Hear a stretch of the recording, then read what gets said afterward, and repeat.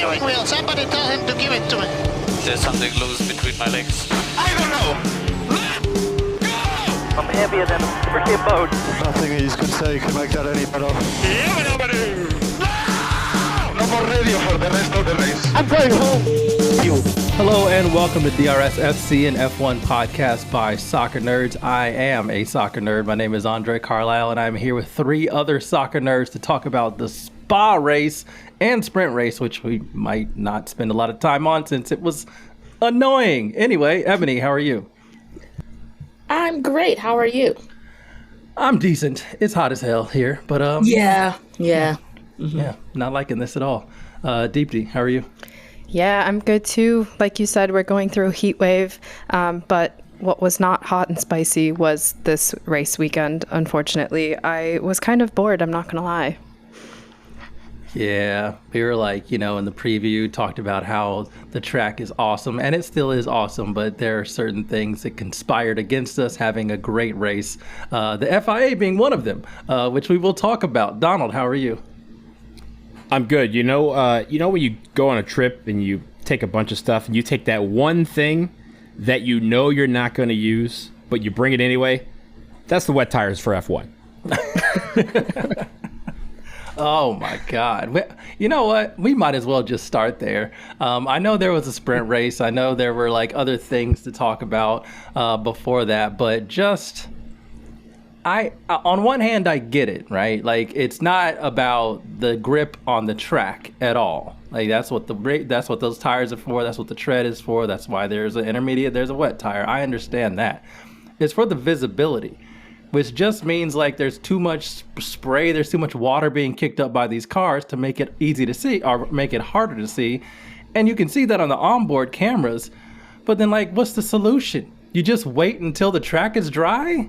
If that's the solution, then I guess just that has to be the rule from now on. Like, Deepti, how did you experience that? No, it's so true. And we've seen this multiple times now, and each time it seems like they have a different protocol. Like, this time there was a red flag before the race even started and they delayed it. Other times they go behind a safety car for like 10 or 15 laps. And other times there's a red flag in the middle. Like there's no real set rules. And I feel like they need to have some sort of procedure. But it is, I get it. We always say, especially on this pod, like driver safety is number one and like a priority. But I feel like there has to be some line of like, keeping it as racing and like an all-weather type of sport, or switching to, okay, we'll play like, or we'll be able to race when it's a little bit wet, but not really, and like rain will effectively stop the race, which is not super fun, but I'm not really sure I know of a solution. I can think of a solution because you're right, like when we see the onboard camera, it is like you can't see anything. And a lot of the times the drivers do complain that it's like scary or like it is hazardous, which I get, but also, yeah, where do we draw the line? At what point is it like, no, you can still race? Yeah, that's the whole thing. Like, you have the tires to be able to, in theory, manage these conditions. But if you can't, then what is the process? And I think process is another key aspect of this because, like you mentioned, it was red flagged for the beginning. Then they ended up waiting around for a long time. In fact, during the waiting around, they were showing shots of the crowd and people were like, oh, the sun's in my eyes. Like, the sun is out, y'all. Like, there's no more rain. What are we doing? And then, of course, you have the more 4 laps around in a safety car. We have a rolling start as well instead of a standing start. The reasoning there was like the right side of the track was still wet, so they didn't want to disadvantage the other drivers on the right side. Oh, okay. Like, I don't know what to tell you then. Like, I really don't know what to do to, like, if this is what it's going to be in the wet, then I guess we just say like there's no racing in the wet. Donald, what are your thoughts? First of all, my thought is how flabbergasted you are at even mentioning that. That's I don't know that I've seen you flustered like that when it comes to talking about racing. But no, in all seriousness, I think there's a couple of things. One, I think this might be the hot take. I think they did the right thing in delaying the race. I think the issue was they should have done it 45 minutes prior when all these drivers went on their little like what's the word that I'm thinking of? The laps that they go out to kind of feel out the track and see what's coming, and they kind of suggest what the strategy is. Reconnaissance lap. Thank you. Big word. Mondays. But I think when they went out on those reconnaissance laps, all of them were saying, yo, this is terrible. We can't see. We got to break out at least the intermediates, maybe even the wets. There's no way that slicks are going to work. And it was pouring at that point. It was pouring when they tried to do the formation lap right at 3 o'clock local time. I think they did the right thing in making the red flag and saying, let's delay the start of the race. I think they were really hung up on the 3-hour time window. And I get that there's a time window for TV purposes and stuff, but hey man, you're in an outdoor sport where things like this happen. It rains. And if it rains, you can't predict, you can't really stop it from raining. All you can do is make it where it's more safe. I think the other thing they should have done is they have the dryers, the big trucks that come out with the big vacuums that kind of, suck up all the water. Those were not present at all. They had one. They had one on a long ass track like Spa. And it went out for one lap, and they were like, this is not helping at all. And it was going like 15 miles per hour. Yeah, the one they even on the broadcast they said that the best way to dry the track is to put the cars on there and have them drive on it. Yeah, exactly. Yes, I guess in theory that's right, but that is not a good answer. That is something that should have been determined again well before they tried to hurry up start and then go like literally halfway through the formation lap. This isn't going to work. So I think yes, there should be some standardized things that are in place. You gotta have flexibility because of how these weather things work.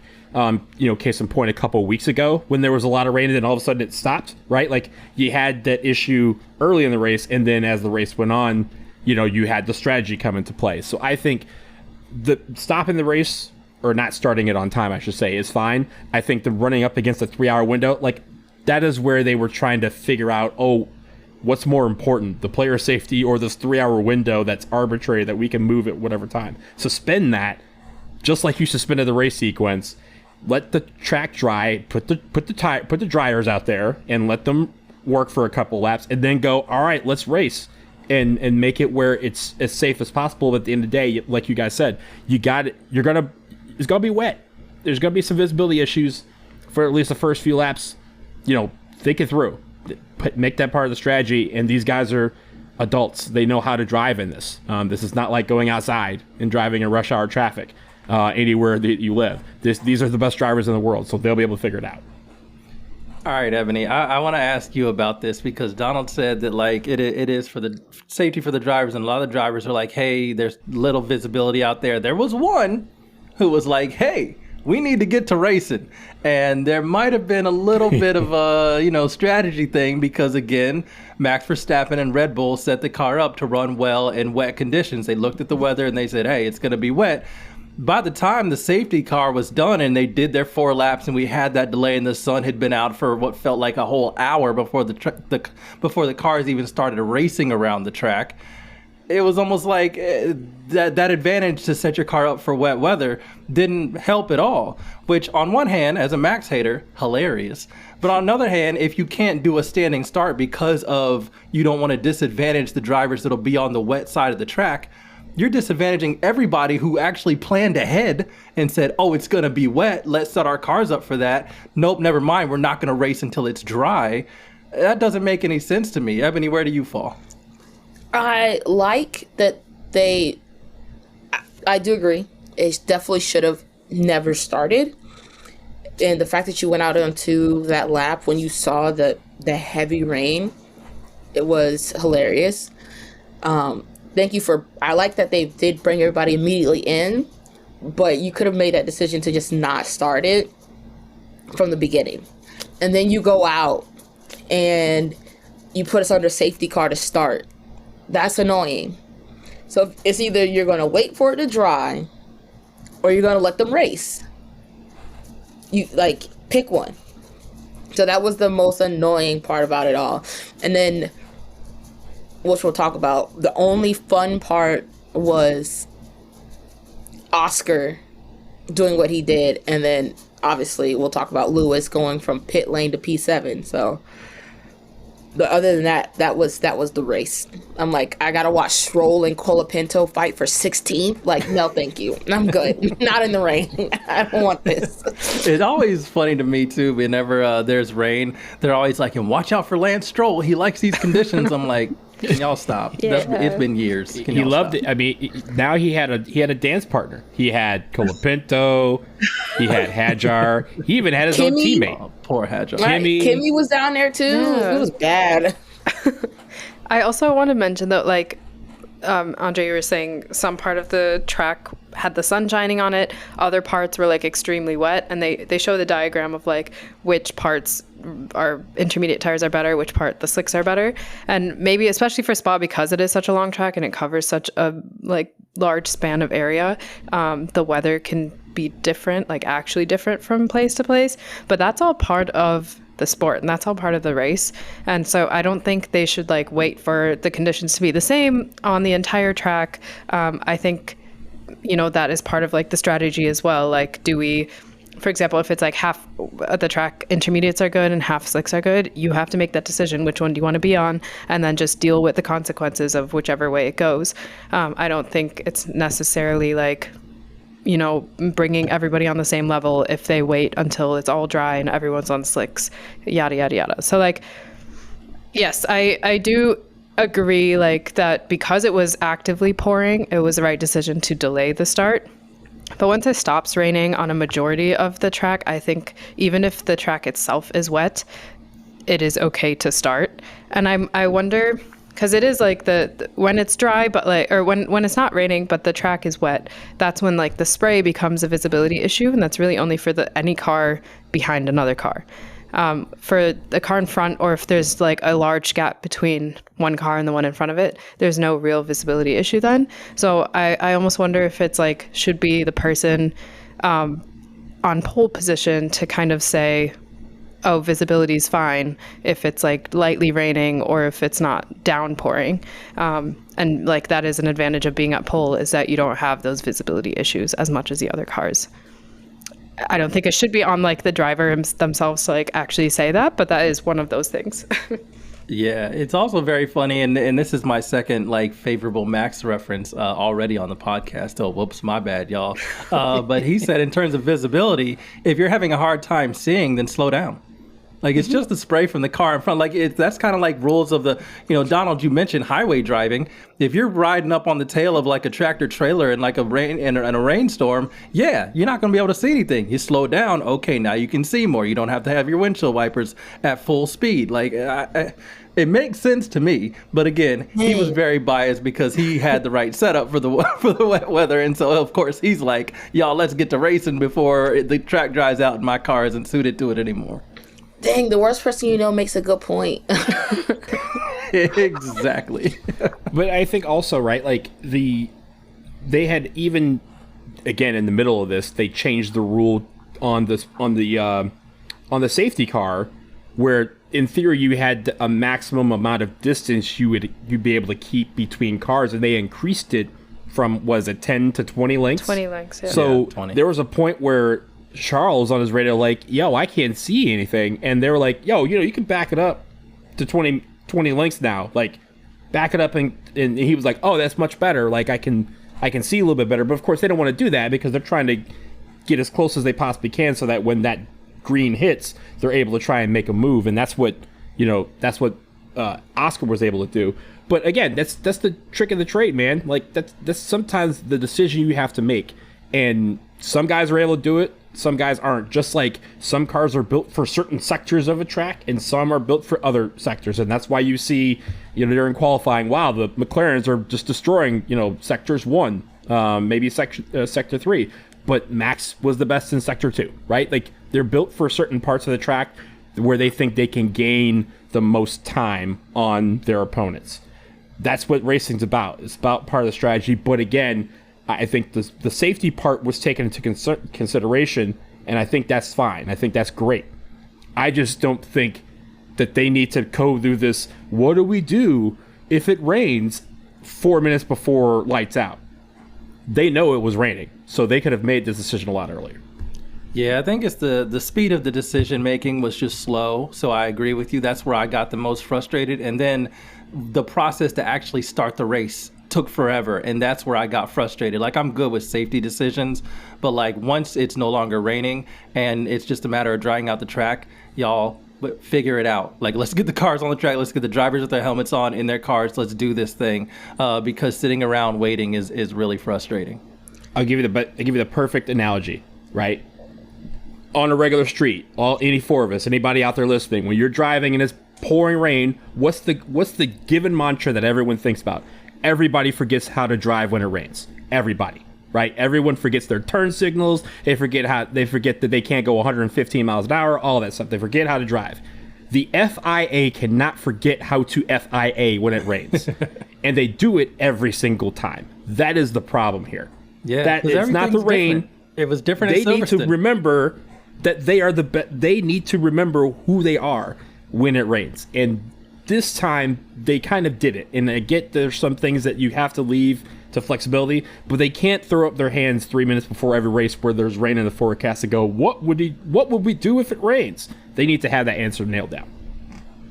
I believe in 2021, after a certain race, when they changed the rules as they were going, they said, this is a racing event, so let's go racing. So they should keep that same energy. I hate that you brought that up. Yeah, me too. To make a great point, actually, and I don't want them to keep that energy at all. We need to do. It does remind me though that we need to do our 2021 Abu Dhabi episode, because we might have a couple weeks coming up. Yeah. We all have a lot of feelings about that still. So yeah, all right. Let's get back to this weekend. I do want to talk about obviously the stuff on track. We did spend like 15 minutes, and that's my bad because I was so pissed off about how the whole weather thing was taken into consideration and then how it was enacted. It was really frustrating, but there was racing. Before the Grand Prix, there was a sprint race. I don't think we really need to talk about the sprint race. I just have a question for each one of y'all to answer. And that is, I'm trying to decide how I want to answer. Do I want to lead the witness or not? Lead the witness, John. Lead the witness. Why the hell are we doing sprint races at the longest track? There ain't nothing about the longest track does not scream sprint to me. And of course the sprint race wasn't good. It's the longest track on the calendar. You can't sprint around the longest track. It's going to just show you what the race is going to look like. If any track on the calendar is going to do that, it's going to be this one. Deepti, do you agree or disagree? I do agree. In general, I like sprint races just because it's more racing and supposedly, theoretically more fun. But yeah, this one was just boring. So there are better tracks for sprints for sure.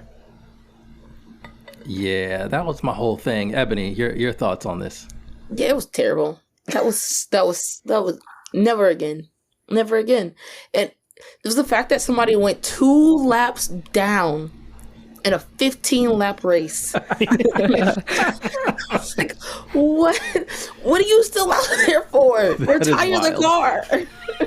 Like, that is wild. And not only that, like, it was on at 6 a.m. Eastern time here. So like, if you got up to watch that, like, God bless you. I did not. I woke up and saw everybody mad, and I was like, ooh, I am so glad I got my sleep. Donald, your thoughts on the longest track being a sprint race as well?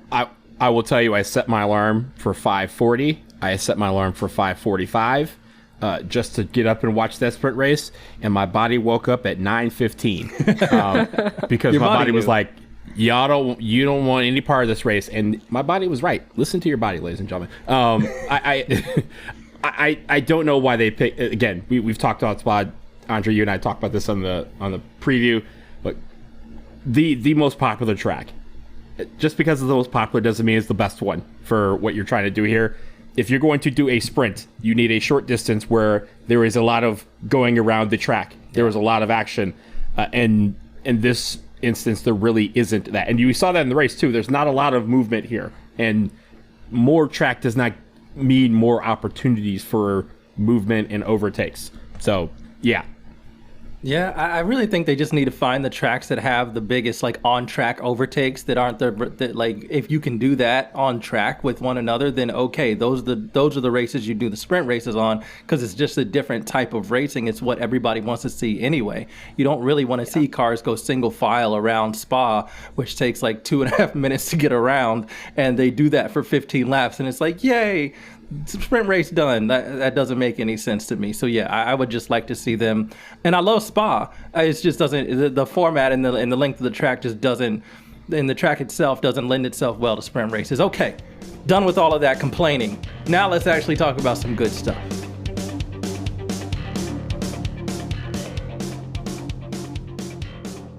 The main thing that everybody really wants to talk about, and I know that it's the main thing that Eboni wants to talk about, is the little battle between Oscar Piastri and Lando Norris. Now, Lando showed a little bit more dog by getting pole in this race. He was kind of well behind Oscar in every single session up until Grand Prix qualifying. He gets pole position. Oscar is behind him. And you're thinking, oh, okay, Lando has responded. He's seen where his mistakes were. He's corrected them. This is great. And then, of course, on the first lap, once we finally do get racing, Lando is controlling it. It is a weird start to the race, so I can't really chalk it up to his standing start issues that plagued him all of last season, and really, or most of last season, and really the beginning of this season as well in certain moments. But Oscar's able to kind of almost just be a little bit braver with it. Like he said, he just didn't lift. He knew Lando was going to lift a little bit. He just didn't lift and just trusted that he was going to have the grip to stay on it, get past him, and that was it. That's the move that won the race, because when the cars are so close, whoever's in front has to have priority with the pit strategy. And when you're talking about changing over from wet tires or intermediate tires to slick tires, that's the call. You want to do it at the right time. If you can't double stack, then that's it. That's the race. And that's pretty much what happened. So, Eboni, all of that said, you had some thoughts on Lando's X-Dog and how it was impacted through all of that. Please share them. It was hilarious to just watch Oscar take 3 turns, and all of a sudden he's passed and he's gone. I thought they were going to mess him up with the pit stop, because they left him on mediums and Lando on hards, and they're just like, make it work to the end. I was like, that's insane. He did it because he didn't really have to do anything. He left Lando in the dust. And it was like lights out. He was gone. So it was whatever in the end. But I truly still think that McLaren knows they want Lando to be the number 1. But because Oscar is performing so well, they don't have a choice but to actually follow a decent strategy for him. And but somehow they tweak it just a little bit to like mess him up, but he still overcomes it. I feel like that's what that race was for him. He still overcame it, and he had a great race. He nursed his tires to the very end, which everybody but like 2 drivers, one was Lando, had mediums on for the rest of the race. So I'm very, very happy for Oscar. Go Oscar. I'm with Deepti on this. Go Oscar. Come join the club. If I can jump in, I'm going to kind of defend Lando, I think. Of course, happy for Oscar. What? The one who obviously wanted him to win and everything. But I think there's 2 things. What we saw in the sprint, I think the one thing we can get from the sprint is that maybe at Spa, pole position is not the best, and that P2 is in fact the better position to start from. Yeah. Even though it was different standing start versus rolling start, we saw the same thing happen to Oscar from pole position in the sprint race, where Max overtook him on lap 1 and then zoomed off. Also, the whole like pit stop strategy in the actual race in the Grand Prix, I think it was just there's no real factor of like dog or making the wrong call. I think it was just, Lando went for one strategy, Oscar went for one, and that one happened to be just good enough. If there were a few more laps to the race, I think Lando would have caught up to Oscar because his mediums were degrading really fast and he probably wouldn't have been able to hold on for much longer. Whereas Lando opted for the hards and was making ground. He made a couple mistakes that like lost him some time, but to go from like 9 seconds back to about 3 seconds back, I think was pretty good. And like I said, if it was a bit longer, maybe if those first like 5 laps were not safety start laps and they were actually like racing, it would have been a slightly different story towards the end. So all in all, like I think obviously great race from both of them, and it was just came down to like racing and doing the best with whatever setup and like tires they ended up getting. I don't think there was any wrong decision made or any like real mistakes or anything. No, I do definitely agree. If there was like 2 more laps in that race, Lando wins. Yeah, for sure. So I want to chat with Donald about this because I agree overall. Like I think Oscar did a brilliant race. You have to get in front, you have to get in lead, you get the preferred pit strategy. Then it's your race to lose from that point on. And when he's out in front and he can manage the race, he does well. So he did well. He held on to those mediums until the end. There was a time when he was like, they were like, "Do you think these will go?" And he was like, "I'm not sure about that." But then he made it happen. So like shout out to him for doing that. My concern. And that, Donald, this is where I want to know your thoughts on. One, Lando could have done a couple of things.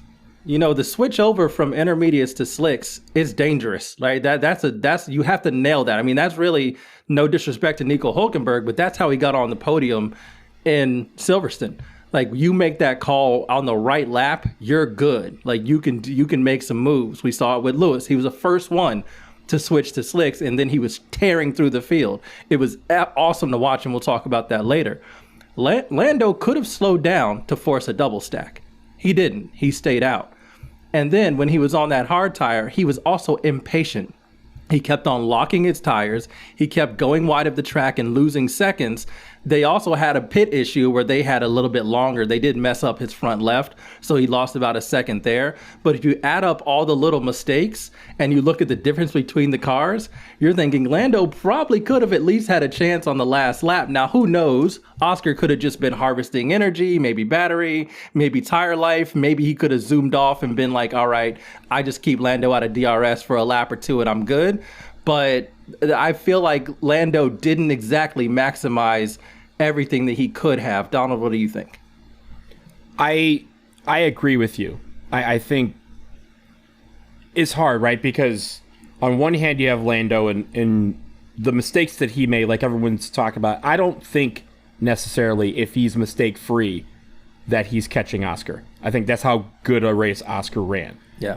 I think it, like in the group chat, we were talking about all the X-Dog that he lost on that initial lap because of his power unit not generating enough energy. Yeah, okay, those are jokes. We can get those jokes off in real time. But when you look back at it, I think Lando ran about as good a race as you possibly do. I think the one thing that made this race what it was between those two cars was the strategy by McLaren. Because I was waiting with bated breath to see if they were going to tell Oscar, yeah, you're right, these tires ain't going to work. Come on in. Because if he had done that, he loses that race. I think the best thing that they did was ask him, here are your options. Here's what you can do. You can come in and we can switch your tires. Or, we think right now that you might be able to make this to the end of the race, but we leave it up to you. What do you think? And at the time, he was like, it's going to be very difficult. But he didn't say no. If he had said, no, these tires ain't going to make it to the end, he would have come in and he would have switched to maybe hards or maybe some used mediums, and he would have lost the race by a couple of seconds. Instead, he said, let's just ride it out and see what he can do. And I think Lando did not provide that much of a challenge for him to rethink that decision. And I think, again, that's why I think it's a two-sided coin here, because while Lando was fighting like hell to try and get back into the race, he wasn't really making any moves until the very, very end. And again, that's where Oscar said, hey, these tires may not make it to the end, but he had, used up, basically conserved enough that he stretched those tires another, 15 laps? and that was all he needed. If he comes in, maybe he has, again, some healthier tires, and he still could overtake him. We don't know that. But I think the strategy move that he made that was correct was, A, to stay out and say, let's just ride these mediums as long as we possibly can. And then at a certain point, he looked back and he's like, Lando's 10 seconds behind me. Like, why? There's no point in coming in now. So let's just ride this out and like can conserve this energy and conserve these tires to the end. I'm good. I don't have to. And there was not a point where everyone was like, oh my God, Lando's really catching up here. He dropped from, 10 seconds to 3 seconds in about 15 laps. And that's good. But he would have needed another 5-6 laps for that to happen. And again, if there was another 5-6 laps in this race, I think Oscar does come in and he's on fresher tires. Yeah, and I think I still have the question of like double stack, because Leclerc was third, but way back. Way back. Like you didn't have seconds? to worry about yeah, you didn't have to worry about that. He could have actually slowed down quite a bit, 3 to 4 seconds, maybe 5 seconds, and given him that buffer to double stack so that he could pit the same time that Oscar did. So yeah, I just think, and it's not, I agree with you, it's not necessarily an X-Dog thing because you kind of do what you do, but I do think that if it's just switching from slick compound to slick compound, okay, sure, you can go another lap unless those tires are completely dead, and you're not going to lose that much time. But when it's intermediates to slicks, you lose a lot of time. That's why the gap even got to 10 seconds in the first place. Like, it was just a lot of time that was lost because by the time he was finally getting in, Oscar had already had one lap on a much faster tire, so then that time goes in Oscar's favor, and that's a problem. So yeah, I thought there were ways that they maybe could have switched that up a little bit, or Lando maybe just needs to work on his strategy and how to actually chase Oscar down in some of these moments. It's maybe, I keep trying to give him like a little bit of an out. Like, it's still new. It's not really. Like, he's been battling this dude for a while, so I feel like he should know now what calls you need to make in order to stay closer. But I mean, I don't know. It's not the most egregious thing. Like, it's not Canada where he just runs into the back of Oscar. It's not that.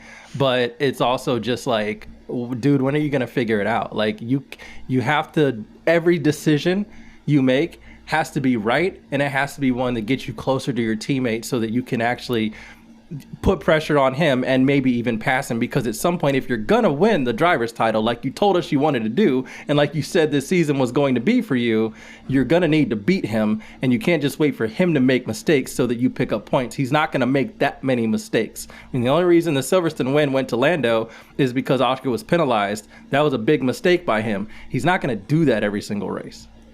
And I think, again, credit to McLaren, because they could have manufactured some drama in this race by making it where Oscar comes in, he gets his thing, and making it a closer race, right? Where then he goes, okay, now both of you got your mediums on, now let's go race. Instead, again, giving him the option to. It would have been fun, but it would have been disrespectful to Oscar for the race that he drove. Yeah. Right, like to manufacture drama just to create some fun within the team when you guys know you're 200 points ahead or 150 points, whatever, ahead of everybody in the constructors. But the fact that those two were separated by a couple in the drivers' championship, I know Oscar would have been pissed if he was told to come in again just so they could have a Rubbins Racing kind of moment like they did a couple of weeks ago. This is one of those like what if scenarios where you can keep thinking about, if we did this or if we did that, we would have a different outcome, but you don't ever really know. And in American football, you can think about, do I go for the field goal? Do I go for fourth down? Do I go for a 2-point conversion? It's one of those where, in hindsight, you might think, there was a obviously better decision, but in reality, you never really know until you do it. And so I'm not really mad at anything that happened here. I think it was a great race for both of them. For McLaren overall, they didn't make any egregious errors. And it's one of those where, you can learn a lot from it and just take it to the next race, and just learn, okay, maybe next time we'll have a different sort of strategy. But I don't like to go down the hole of, what ifs, and if they did this and this and this, then there would be a totally different scenario. I think we just saw two drivers have two good races, and one of them, maybe their strategy wasn't quite correct, but they did well with what they like chose. And, it was just better driver won on the day kind of thing. So overall, not mad at the results, not just because Oscar won, but overall, like good, clean race from both of them. Yeah, no, and I do think they're getting more comfortable with this dynamic between them. Like they know, like Lando knew, and he wasn't really super mad about it. Like, yeah, Oscar passed me. That was kind of the race. That was it. I could do my best to try to catch up, and he did push, which led to some mistakes. But he also knew it was pretty unlikely because, again, one thing that I always think is interesting in some of these races, you're just thinking, man, if Lando could have just got close enough, if he could have just stayed mistake-free and got close enough, well, you still have to pass Oscar, and that's not easy to do. And you are running out of laps to do that. Even though Spa's a long track, I think one lap to pass Oscar probably doesn't happen. It probably doesn't work out that well unless you can really get that slipstream the way he did in the first lap. And Oscar's going to break that every single time. So like, I do think it's not as easy as it seems. So I agree. I don't really want to beat up Lando for this, but I do want to see him push a bit more. Like I said, back up to double stack, force them to make a decision, put pressure on the team, get both pit stops right, get on a different tire. Maybe then once you have the same like slick compound on the same lap, the same changeover, he's on mediums, you go to hards or whatever. Maybe then we see what can happen. Maybe later in the race, you just hang with him, and late in the race, you have the tire advantage to go ahead and get him. But again, you still have to pass him, but maybe you get to see something a little bit. I just think he could have done a couple things to get a little bit closer. But again, like you said, it's not necessarily the end of the world for that. Okay. Eboni, you mentioned it at the beginning when we were chatting about Lewis Hamilton. It was a shitty day, really a shitty weekend for him. He was out in Q1 in both sprint qualifying and Grand Prix qualifying, which is just really ridiculous. I hated every single second of that. But it meant that he was able to get a new power unit, which means you change a car, you start, you brake park firme, you start from the pit lane instead of actually on the grid. Didn't end up mattering because of the rolling start that we mentioned. So he was able to just be at the back when everybody got going. But he made 7 overtakes on track. He got driver of the day. He was zooming by a bunch of cars. Now, obviously, a bunch of cars and people and drivers he should be zooming by, like Franco Colapinto. Not really difficult, you should assume. Franco in an Alpine, Lewis should be able to get by him. But I think it was how clean and in control he looked. I'm thinking specifically about his overtake of Liam Lawson. Yeah. Lawson didn't make it easy. He kind of like wiggled a little bit. And I love watching the onboard angle because Lewis had so much control of his car that like he was able to get alongside him with like centimeters to spare. Like there's not much space in between those cars, and he has so much car control that he just like, no worries, I'm here. You're going to stay where you are. I'm going to get by you. I got the braking. I got the angle to brake and stay ahead in these turns coming up, and that's it. I loved it. And I actually, here's my question. I actually think that doing this and him actually zooming by several cars on track was maybe a much bigger confidence boost than him maybe qualifying P5 and finishing P5 or finishing P4 or something. I think this gives him a lot more confidence in the car and his ability to drive it and pass other cars on track than if that would have happened. Am I just being hopeful? No, you're not being hopeful. I honestly agree because it reminded him of 2021 where he went from Why the you back keep bringing up 2020? Back of the grid for to real. P1. This was a really, really good race from him because you could tell he was pissed and he just channeled it into just racing hard. And just some of the overtakes, like you mentioned, the Liam Lawson one. I mean, him getting past Hulk when he couldn't do it in Silverstone was probably also just like a really big boost he needed. Like, he didn't have tires left to go really get Albon. Yeah. But he could have had him easily if he had the tires. He didn't want to pit again, which I get. Your tires were making last, and it's already crowded over in P11 where, Gasly, Tsunoda, and and co were just like hanging out, following behind Gasly. So I'm very, very proud of this race for him. It seems like it was like the race he needed to show for like, I don't think Ferrari believed he could still do it.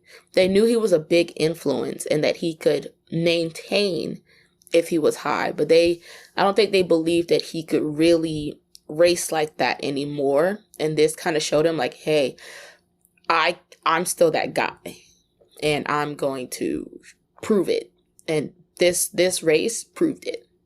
Yeah, and the cool thing for me about it was that like it was Lewis in the wet. Like Max has gotten a lot of praise for how he drives in wet conditions, but Lewis has been one of the best wet weather drivers as well. I mean, how can you not? The dude has 7 world championships, should be 8, should maybe be 9, but has several world championships. And you're linking like, yeah, obviously a driver like that is so adaptable to different conditions. And you saw it. He wasn't afraid to dip down and get his wheels wet. He wasn't afraid. He knew he had the control and confidence in the car, which is another reason why I think this was really important for him to have confidence in that Ferrari, because everything he's done, even with him spinning out in sprint qualifying, he was like, hey, I don't know what the hell just happened there. Like to rebound from that to having so much control and confidence in the car to do what he did, I thought was incredible. And I thought it was great as well. So, Donald, your thoughts on Lewis Hamilton and his overtake fest at Spa? It was fun to watch. Above all, right? I know we're all Lewis Hamilton fans, so that gives us a little extra, amount of fun in it. Yeah. But he ran a really good race, and I think even afterwards, he basically was like, "Yo, if I don't mess up in qualifying, look how great we would have done." And it's funny you mentioned if he had started P5, he probably would have ended P5. If he doesn't go 2 centimeters off the track in Q1, he had qualified P6, Yeah. and we probably would have just watched him just kind of do that. But it also leaves you to believe like, hey, with the strategy, he would, if he had gone in first, if he was 6th instead of 18th, does Ferrari take that chance? That's a great question. I have no idea because we've seen them do both. The fact that he was at the back of the track and he's kind of like, what else are we going to do here? Let's try something. Let's get in here first and see what happens. Worst case is the guy to come back in the pits anyway. I'm already back here in 16th, 17th. I think that gave him the confidence to be like, just, let's try it out, see what happens. Like you said, he's arguably the best, wet weather driver in the world. Let's display that when everyone else is, kind of, scared or timid about driving on this track while it's drying.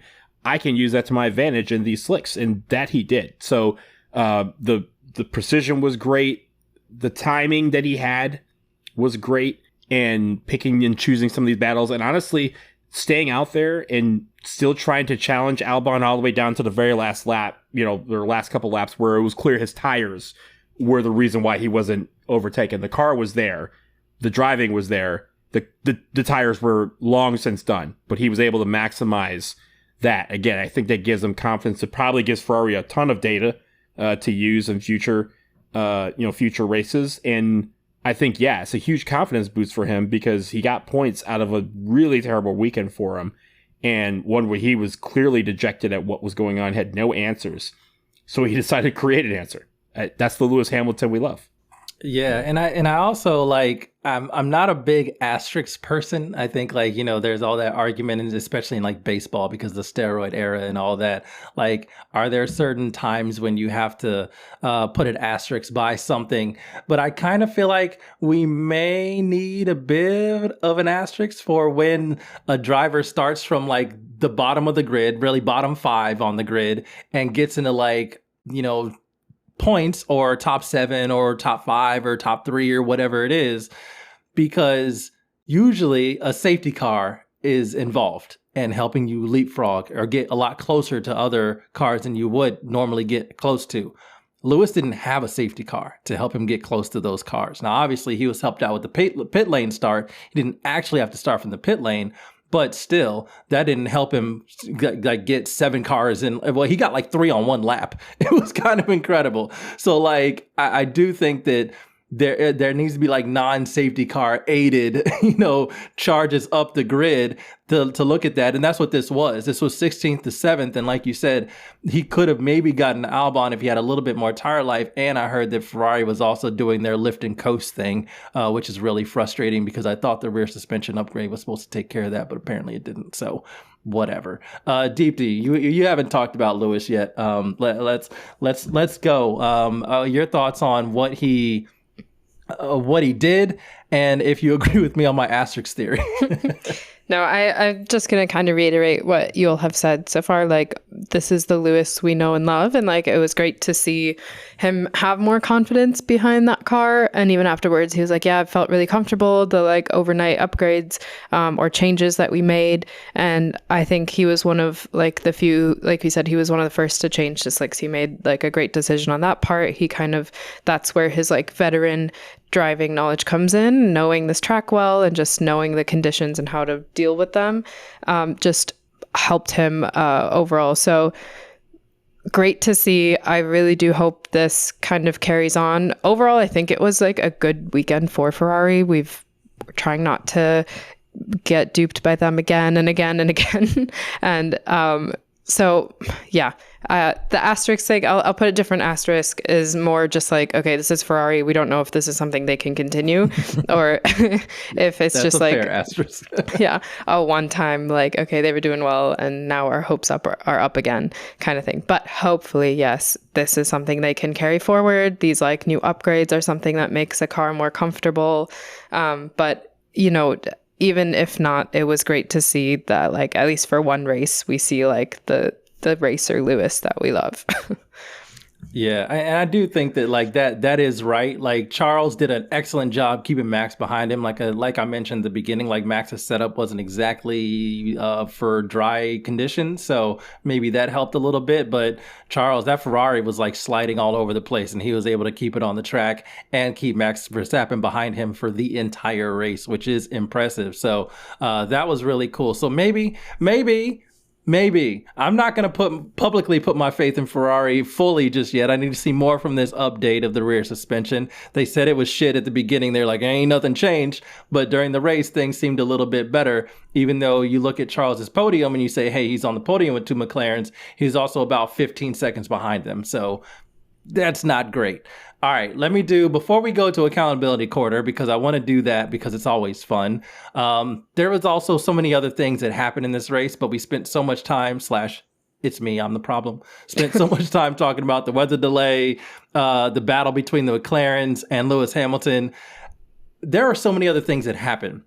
Lauren Mekies got Yuki the underfloor, so he looked a lot better in terms of like he had just a car that's closer to what Max Verstappen has. It's hard, like we can't see that stuff with the naked eye on television, so we have to hear about these things. And so Yuki apparently has been like a design or two behind, given the development that Red Bull has been making to try to make the car better for Max, which explains a lot. And all of a sudden you give him an update that's like consistent with what Max has, and he looks better. We talked about Charles and Max. There was the Max and Red Bull getting kind of played again with their wet weather strategy, and it didn't really pan out for them. Weird qualifying, which I think there's a Mercedes question about their qualifying in the chat. There's the driver reaction to Antonelli and Ocon's battle, which I think was hilarious. Bortolotto finished 9th, my guy. So many, that was so funny. They were like, oh, poor Kimmy. But so I want each one of y'all to pick like one thing, whether it's in the doc or not, one other thing that you just want to mention and get on the podcast before we go to accountability quarter. Ebony, I want to start with you. Gasly getting points. Point. Points. Okay, a singular point, because he kept that whole train of like 6 cars behind him and frustrated them all. It was perfect. Just act like a tractor on the highway. It's just like exactly. Gasly. Why? But you got a point, so okay. Deepti, what do you got? I will ask that Mercedes question for qualifying, and it's, why does Mercedes consistently give their drivers only enough time for one singular flying lap during qualifying and during Q1? That's what happened this time. They just stayed in the pits in the garage for too long. both drivers got enough time for just one lap, and Kimi was too slow, and so he got out in Q1. George managed to make it out of Q1, but it's so frustrating when every other driver gets multiple laps and like at least 2, and they are not setting up their drivers for success by just waiting. I don't really understand why they need to wait or what they're waiting for, but that's a lot of pressure, especially on a young driver and on a rookie driver to like get it right on the first go. That is so strange, because then I'm like, what are you doing that for? Are you saving? It's not like they save the tire and then use it to their advantage, like in the race or whatever. What are you doing? Is somebody like at Mercedes like selling F1 tires on the side? Like, no, don't. Y'all only need one run. Like, give me those lightly used F1 tires. I'll have them on eBay tonight. Like, I really don't understand why they only use one tire in Q1. It doesn't make any sense. Just one run. That's it. Why would you do that to your drivers? I don't get it. Donald, what do you got? I think, we were all looking at what Red Bull, all 4 Red Bull drivers would do after Horner's departure. And man, to place all 4 in the top 11, like Yuki really, he pits in the last couple laps. He could have been in the top 10, but for most of the race, you had 4 Red Bull drivers in the top 10. That, Laurent's off to a good start in that regard. Was Christian Horner the problem? Is that what you're saying? Yes. Was he? Yes, for 20 years. I do have to mention, though, we mentioned it briefly, the cool down room reaction to Antonelli and Ocon. That was so funny because Antonelli really got him. Like, he got alongside and he ended up passing him, and then he had to go a little bit wide on the next turn in Ocon. Like, and so you see it. I think you see the onboard of Kimi. So you see him and they're like, ooh, that's a nice move. You see him go a little bit wide and it's like, fine, but you don't see Ocon until like the last second. Then Ocon's car zooms by. And so they're like, and then, aw. It was the saddest aw from 3 grown men I've ever heard.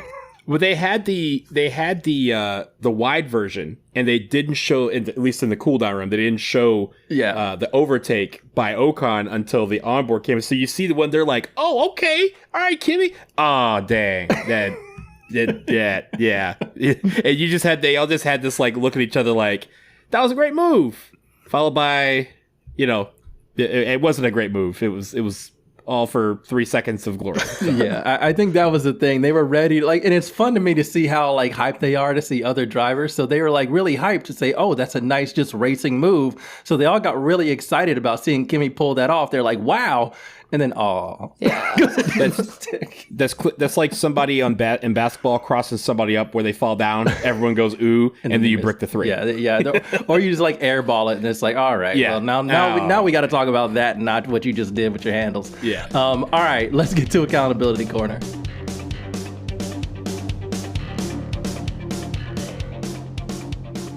All right, here we go. Let's run through this really quickly because we predict several things throughout our preview episode. So check those out. We do try to drop those before every single race. We got another one coming up. We'll be previewing the Budapest race very, very soon this week. So stay tuned for that. But for this race, Kyle, Donald, me, and Deepti put in podium predictions. Eboni, for some reason, you're excused from this accountability corner only because you chose not to participate. And that's fine. I understand. Kyle had Lando, Oscar, and Charles. Close. Donald, you had Oscar, Lando, and Lewis. You were so close. It was very close. So close. Deepti, you had Lando, Oscar, and Max. You were also somewhat close. I had Oscar, Lewis, then Lando. I was not really close at all. Thanks for your qualifying, Lewis Hamilton. Constructor scrap. We always choose who we think is going to have the most points and then who's going to finish the race with the least amount of points, except we exclude the top team and the bottom team. So no McLaren and no Alpine. Alpine still has the fewest amount of points, so they are going to remain the team that we cannot select in this portion. Kyle said Ferrari, which I believe is the correct answer. It is. It is. Yeah. And then Sauber for least points. I think he's also right. No, Bortoletto got 9th. Gabby got 9th. Yeah. All right. So he was wrong there. Good. I like Bortoletto. He's my guy. I think Aston Martin had 0, right? Yeah, Haas and Aston Martin had 0 this time. Which We'll get to. Donald, you said Ferrari, and then you for most points. So right there, you said Racing Bulls for least. Yeah, I messed that up. Yeah. I mean, I didn't see Hadjar coming in last, so it's weird that he came in last and Liam Lawson is what makes And you Liam Lawson wrong. gets Right? points. That's weird. I don't know how that happened. I said Ferrari most points, so there we go. And I said least points, Aston Martin. Nailed it. There it is. Nailed it. Deepti, you said Ferrari most points, nailed that, and you also said Racing Bulls for least points. Yeah, no one was expecting a Liam Lawson 8th place. Yeah, I don't think Liam was expecting that no. either. Where the hell did that come from? That was so weird. This is very hilarious because everybody chose Ferrari, which Right. we discussed in the chat. Very toxic boyfriend relationship. Correct.